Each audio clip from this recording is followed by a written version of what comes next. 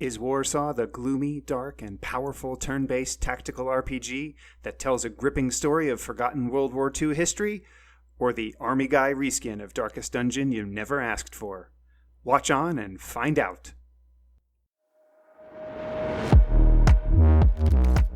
My name is Thorax, and this is Strategy for Busy People. If you've got a few minutes, I'll tell you what to play.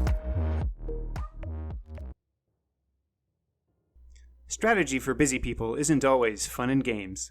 Well, it's literally all games, but this particular game is not quote-unquote fun in the normal sense. We're looking at Warsaw by Pixelated Milk.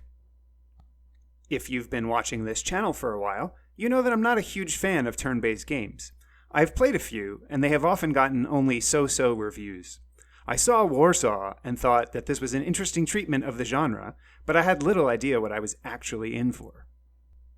In the last 5 to 10 years, game developers have realized that video games don't always have to be happy, jolly, and fun times. They can address serious, sinister, or even dark topics, but apply clever game mechanics on top of them. The unpleasant and often sorrow-filled side of war has gotten the game treatment recently, and titles like This War of Mine really took things to new depths, giving you tough choices that seriously tugged at your heartstrings. Warsaw gave me that chilling, thought-provoking feeling from the moment I watched the intro. I knew I was in for something special. But what I didn't know was that I was in for something nearly impossible. You see, I failed to get out of the tutorial mission, and I tried twice. And I put some serious attempt into it. The very, very beginning tutorial is simple and easy enough.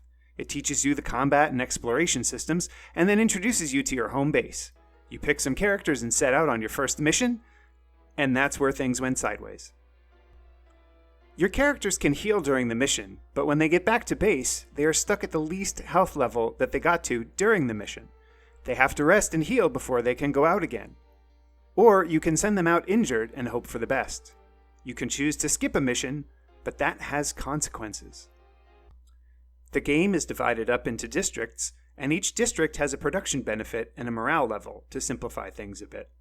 If you don't do a mission for a district, it loses morale and, eventually, stops producing for you.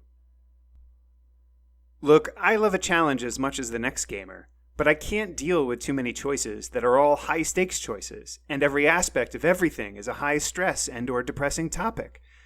I got through one of the first missions only to realize that everyone had been beaten up and needed healing.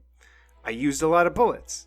I then realized the quantity of production needed just to replenish those bullets were going to wipe out all of my stored supplies.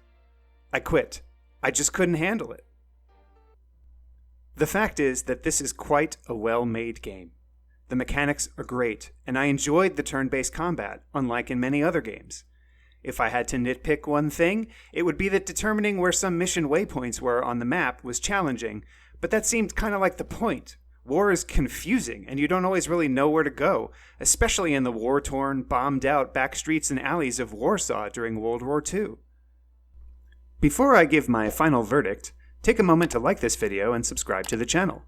Don't forget to share with your friends. Agree with me, disagree with me, or want to see other content? Let me know in the comments below. And if you want to support me in making more of these videos, become a patron on Patreon. Your support really makes a difference. The final verdict. I just couldn't handle the stress of this game, but that doesn't mean the game is bad. I didn't want to watch the population of Warsaw keep going down. On my trademarked 3-point score scale of avoid, meh, and I forgot to eat, this is definitely a first, but this game both receives no score and all the scores, because it's amazing. But I couldn't handle it. In many ways, it's not you, Warsaw. It's me. And I'm not crying. You're crying.